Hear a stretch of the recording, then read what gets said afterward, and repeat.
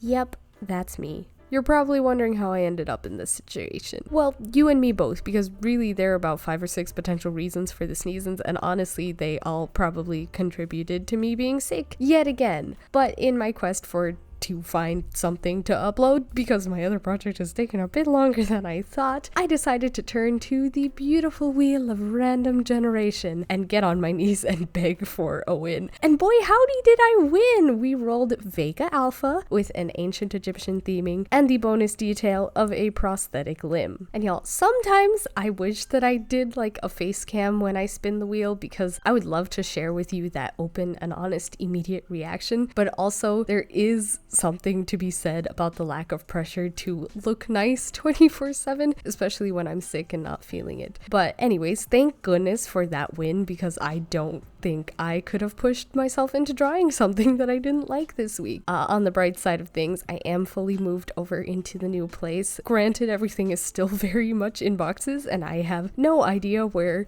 anything is, but as a friend gently reminded me, everything needing to be taken out of boxes is infinitely better than rushing to put things into boxes. But anyways, enough about me. Let's talk about Vega Alpha and the prompts that I was looking at when I designed her. So if you've been following my Redrawing Childhood Characters series, you'll know that specifically these celestial characters are named after stars. Vega is named after the brightest star in a relatively small constellation called Lyra, or the Lyre. It is the 5th brightest star in our night sky, and contrary to most of the stars in my list of Redrawing Childhood Characters, Vega is actually very well studied and very, very well documented. It has even been said to be the 2nd most important star in our sky, right after the sun. It was the first star to be photographed besides our sun, and there have been studies about Vega's own potential planetary system as well. So obviously the vibe that we are getting from the actual star itself can be accurately summed up as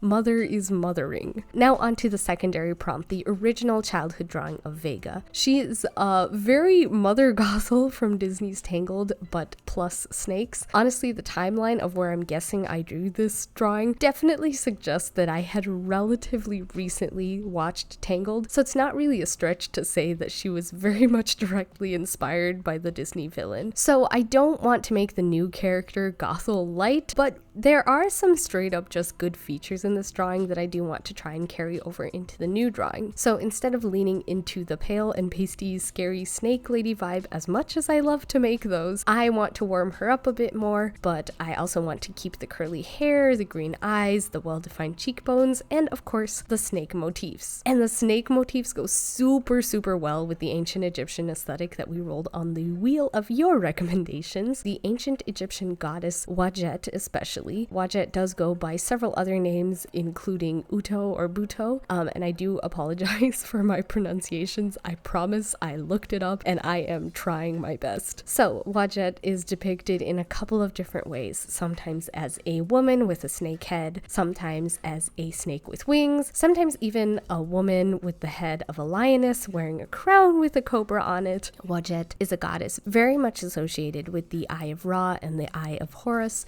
which are both protective deities. So she is also said to be a mother and protective goddess, specifically of the Lower Egypt region, or the protector directly of the pharaoh, which that's fantastic. The protector vibe is great, especially since we're going with a night royalty theme for the Redrawing celestial characters. So at the end of the day, we're 10 out of 10 in terms of inspiration. And last but not least, the final prompt, which is to include a prosthetic limb. And of course, your girl had to go completely impractical. Clearly, I had one brain cell and it was like, there's a snake, but get this, not in my boot, but as my boot. Speaking of many other impractical things in this drawing, the weapon, I have no idea what it is. It's very versatile and can do a lot of cool things. Do not ask me how it works or how to hold it. Vega is just very talented, okay? No, but it is actually sort of inspired by ancient Egyptian weaponry, which were either very short but wide blades or very cool curved weapons, and I, in my congested state, said, why not both? The wing cape situation, again, I don't really know how to explain the mechanics of this, how this works, where it attaches, but the overall design and the color choices are simplified but directly inspired versions of Wadjet's wings in her most commonly depicted form as a snake with wings. These wings were probably the first design choice I made when constructing her overall character in my head. I'm not gonna lie, I was kind of stressed about the color palette. It's a lot of relatively saturated colors that are on very different sides of the color wheel, and I was afraid that it would lean a little too hard towards a hummingbird vibe, which hummingbirds are gorgeous. It's just not exactly what I was going for, but I think I'm pretty happy with the construction and final result of them, I think. Also, I gave her one white eye just for fun, and as of right now, I don't really have lore for it. I just didn't want to draw another green eyeball. Is she blind? I don't know. Maybe it's a lack of pigment. Maybe it's a magic thing. I feel like with Horus and Ra and Wadjet and the significance of eyes with all three of those Egyptian gods and goddesses, it's probably a magic thing. I don't know. I'm just coming up with things on the fly here. Give me a break. I'm just a sick little guy. The shapes really stumped me when it came to picking out what kind of clothes I wanted her to wear. I did a little research into what sort of armor was worn in ancient Egypt, and honestly, if you go back far enough, it's just linen clothing and maybe some padded cloth or leather, but usually only for helmets and neck protection. Later down the line, scale armor was introduced, but instead of drawing a bunch of little detailed scales, I'm going to use this as another super fun, historically accurate excuse to not be drawing heavy armor and instead have fun drawing cloth and linen, which are my beloved. At first, I make her skirt and wrap top have this sort of frayed,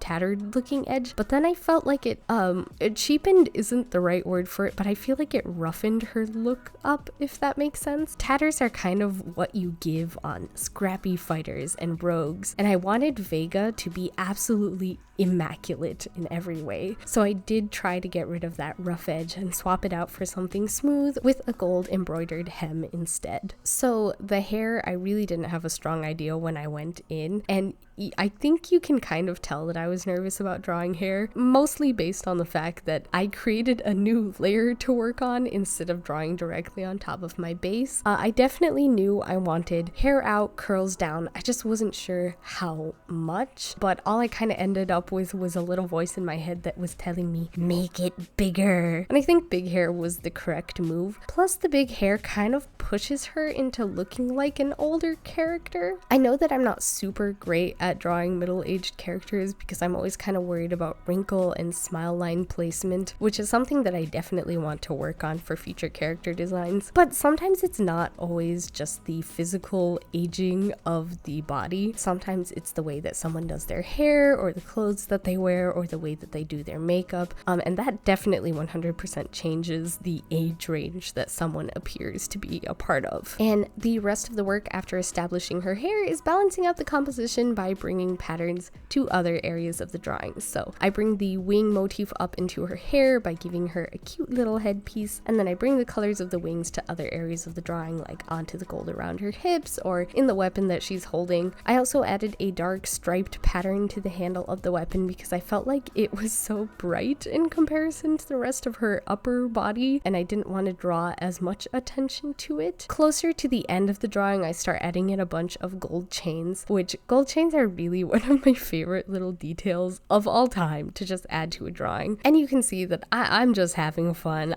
I'm just drawing those little details that you sort of mess around with when you're deciding how you want to fully render out your drawing. Another little detail I tried to add, but I don't think it translates super well because I could not get my brain to properly color pick the way that I wanted it to. I put some creases on her side and stomach, and I added a few stretch marks to her hair hips. I wanted to add some to her belly as well, but that ended up getting covered by the linen skirt. And do not get me wrong, Vega still has very much an idealized body shape for sure, but I did want a subtle nod to maybe a more motherly figure, even though I'm pretty sure those celestials in my childhood world just sort of came into existence via beams of light, so the effects of having had a child would technically not be present, but it's the artistic symbolism. Leave me alone. So Vega is significantly less villain coded in this redraw of her than she originally was, but I think it better suits the vague lore of the celestials that I think I had, if I'm remembering it correctly. I think the one thing that does carry over is that Vega is a star, and not just like literally in the sense of her name. I feel like, considering that the celestials generally don't have a standardized